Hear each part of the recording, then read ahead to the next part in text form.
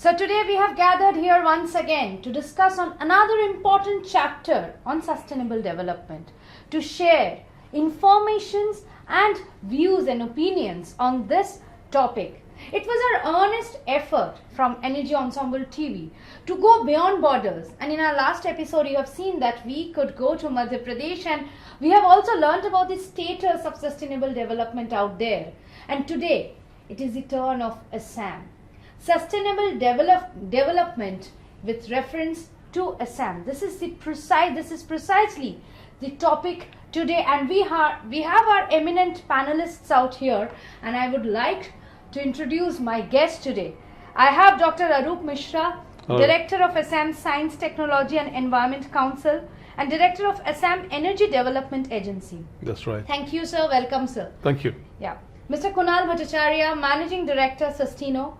Mr. Anjan Ghosh, Director, Suncraft. Hello. And we have with us Mr. Ritik Mukherjee, eminent and distinguished journalist who has been penning innumerable articles on energy and environment and represented India in different international forums on environmental economy and energy.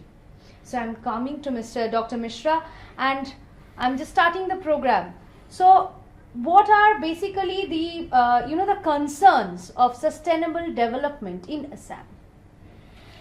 Well, that's a very vast question. It's basically Assam, you know, that was one of the greenest states in the whole country, Yes. with very little industrialization, except somewhere few refineries and some oil extraction plants. But of late, what has happened is that because of agricultural land shrinking every year due to erosion of Brahmaputra river and the tributaries, lot of silt coming in the rivers from Tibet, China and Arunachal Pradesh upstream. Okay. We have been losing lot of land. And today if you ask me, I'll say my number one problem is shrinking of the agricultural land, arable land, and increase in the population. And therefore, in the agricultural sector, lots of agrochemicals, fertilizers, pesticides have been used. As a result, there are already about 2,000 tea gardens, big tea gardens, not the smaller ones. Okay. Plus these agricultural chemicals, everything is coming together, and we are having a very, very poor quality of water. And it is rather surprising. People won't believe outside. Is it getting contaminated? It is getting, water is getting contaminated, rivers are drying up. Out of last, say, 50 rivers notified by Government of India, 8 rivers fall in Assam which are highly contaminated. So, water is the basic, lifeline of the civilization of Assam. If that civilization lifeline becomes crippled somewhere, that becomes a concern. That's a threat. Other things you see, like increase in population, yes, it is less than national average. Increase in the say industries, it is much less even now. Lot of greenery is there everywhere. But if the water resources get depleted and air gets polluted, and your whole state is full of, all the fields are full of chemicals and pesticides and whatnot, then really we have to think very seriously about sustaining our whole development and progress. So in energy sector also, Assam doesn't have much of water resources now. Everything falls in Arunachal. They have got lots of water, that is river dams. Assam tried to have river dams, but there are a lot of political, social crisis. You must be knowing that 2,000 megawatt dam in Lower Subansiri in the borders of Assam and Arunachal Pradesh, for last 7 years, not a brick has moved from one place to another place. Thousands of crores rupees spent in the project till now, and not a single kilowatt of power, electricity is developed from that. Therefore, we are short of power, and we have to buy power from neighboring Meghalaya. We buy power from national grid, from eastern grid, and so on and so forth. So if you ask me very precisely, I will say contamination of rivers and then getting the river bed high, therefore water retention volume is low, all catchments are polluted, and then scarcity of energy power. These are the basic problems Assam is facing now. And if you don't solve these two problems, I think being sustainable is very, very difficult. So what are the steps being taken by Aztec and also Assam Energy Development? See, Aztec and Energy, which these two organizations, these two government bodies I am heading as director, we are very, very consciously now going ahead to promote solar power. This is one area where earlier people thought that Assam, oh, half the year it is raining always. But now with the development of technology, especially the metallurgy science has developed to such an extent that solar panels, solar power is becoming very much feasible. In diffuse sunlight also, we are getting very good results. So as a result, from last couple of years, initially we started doing off-grid. Now we are doing on-grid from last year. This year also we are going ahead very soon. And I think that this is one of the solutions where in those remote areas where our DISCOM, Assam DISCOM has already said we cannot have our light poles and wires in those remote areas. In those areas also, AIDA we can go because we need very small microgrids, as you know, microgrids in the local places where you don't have all transmission and distribution losses. You make a power plant out there from the local rivers or solar or hybrid. In some places you have even hybrid potential, both solar and wind. So if you go ahead like that, I'm sure our solution of these 2,700 villages which are still unelectrified will be electrified.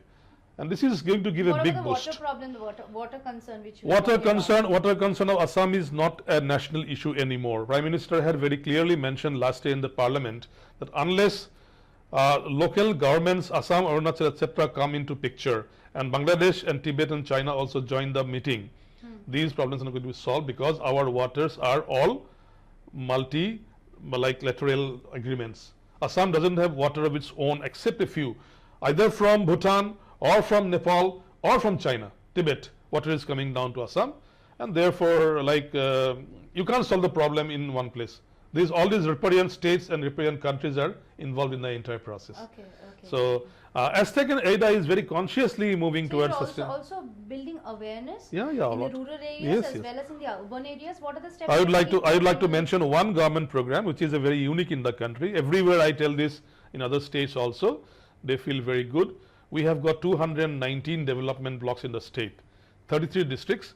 In every block of Assam, we from Aztec have set up one Aryabhatta Science Center in the name of great astronomer Aryabhatta. Those science centers are the mouthpiece of Science and Technology Department of Assam. Whatever development program for students, for common man, for researchers, for teachers, we do through Aryabhatta Science Center. Annually, we have block level, district level, state level programs, and that's really yielding very good results. We find that a lot of people are becoming scientifically literate, even though you don't go to at the same time. So in the remote areas also you are doing the same program? Because you see one of the basic building blocks of sustainability is you also make the people literate and scientifically aware. Awareness is very Creating scientific awareness is more important for sustainable development. Yeah, exactly. So because I think from Dr. Mishra I would come to Mr. Ritik Mukherjee. I think in the last episode also, Madhya Pradesh, Mr. Vinayak, he was also telling us about the same thing, that building awareness and public contact is very important. What is your opinion on this? Of course, building awareness and creating awareness and building them definitely is of crucial importance. But I would like to touch upon one aspect, what Dr. Mishra said. Even for creating awareness or for taking up other projects which he mentioned, what needs is a solid distribution of funds. Corpus. So budget allocation is very important. True. So I would like to know from him possibly what are the things that the government is doing, or whether it's laying utmost trust on allocation of budget towards this goal. So well, Ritik, I'm going to reply to Ritik's question because I sit in the government and many of the committees in the government also by becoming director. Yes, right now the allocation of funds for education as such and S&T is very, very poor, pitiable. India is much, much lower than Japan, USA, Canada, China, even Taiwan, Singapore. If they spend something like 2.5% of their GDP on science and technology and education, we probably fall less than 1%, 0.6%, 0.7%.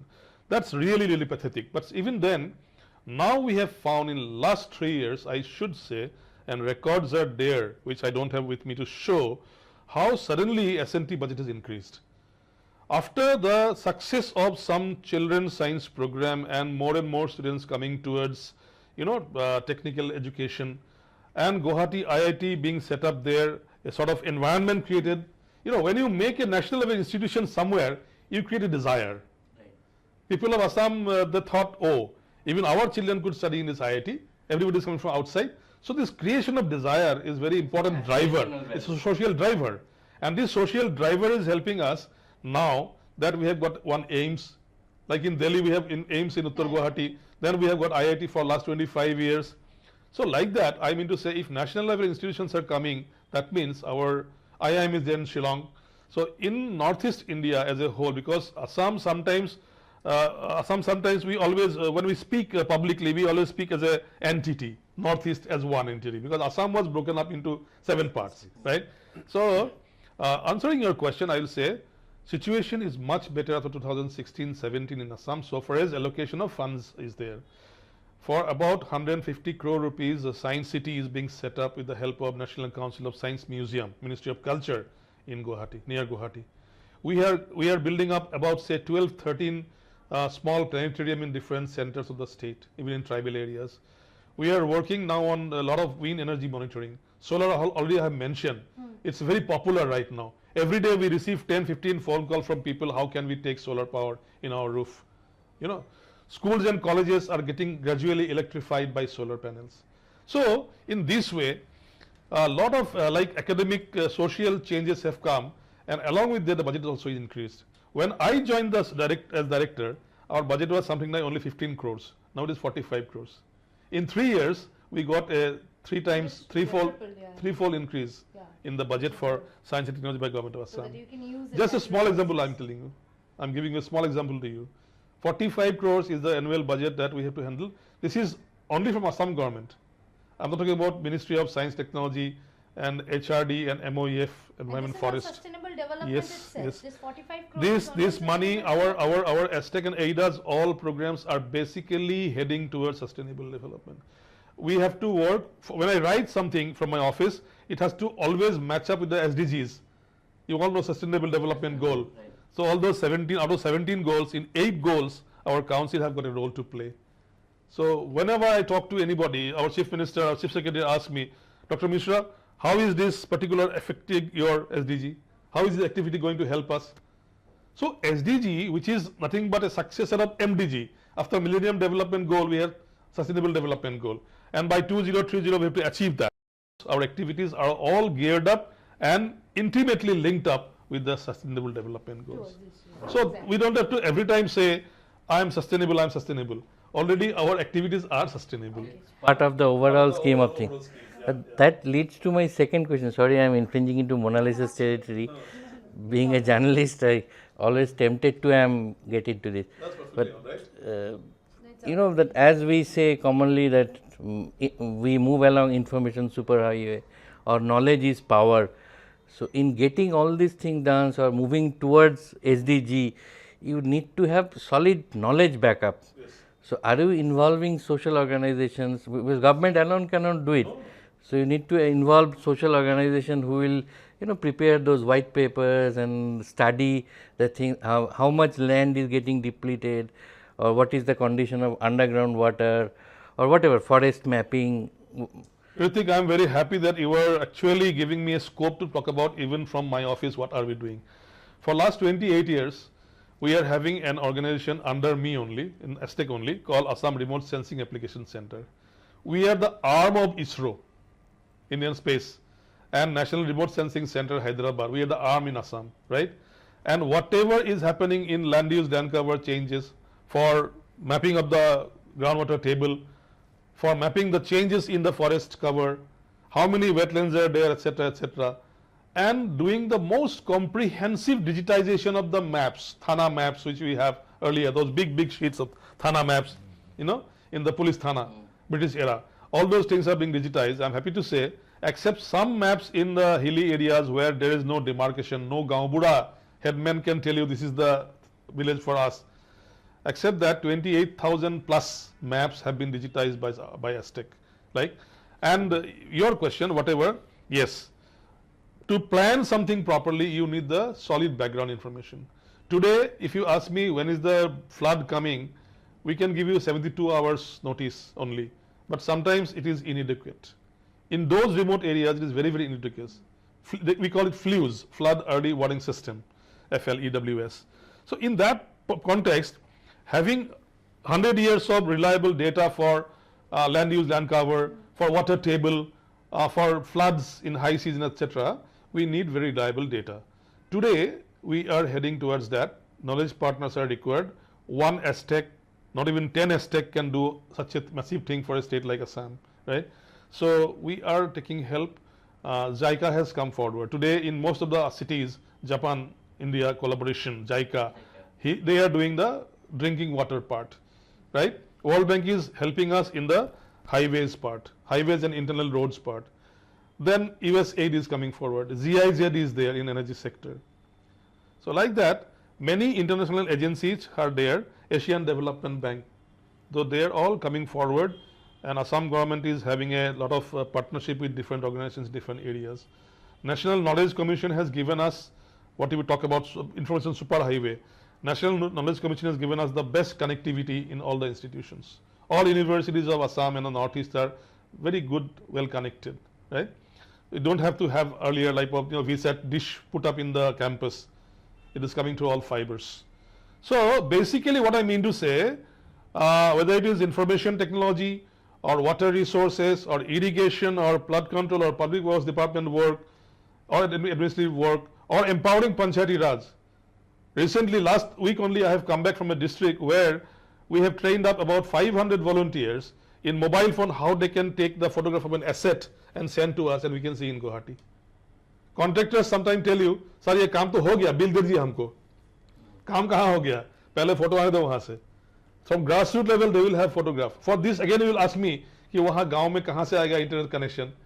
तो वो भी हमको अभी from NIC, National Information Center, we have got those connections there. You've got the support of the internet. So this is a very big thing. No government organization has got that much of manpower to send people to the villages everywhere, nook and corner of state, and take photograph कि हाँ रास्ता का काम इतना हो गया, ये bridge भी हो गया, हाँ पुल भी बन गया, अभी तो उसको पैसे देने चाहिए contractor को. Nobody can do that monitoring physically. Now we are creating our volunteers in those places. You give them some small honorarium, they're very happy. 1,000 rupees per month to a school teacher, extra income from his salary, he will do all your job. He will take photographs of all the assets and keep on sending you. With every photograph, this is a ISRO package ISRO has given us. With every photograph, aram se latitude, longitude, everything will come, date, time of taking the picture. आपको add करने का जरूरत नहीं है. It is just coming automatically with the photographs. So you see, this is the strength of IT. This is the strength of your remote sensing and GIS. We all keep on talking how Prime Minister is thinking about, empowering people through GIS and remote sensing. These are the empowerments in grassroots level. Our discourse has taken a very nice shape, but today we have to end the episode out here. Watch out for the next episode.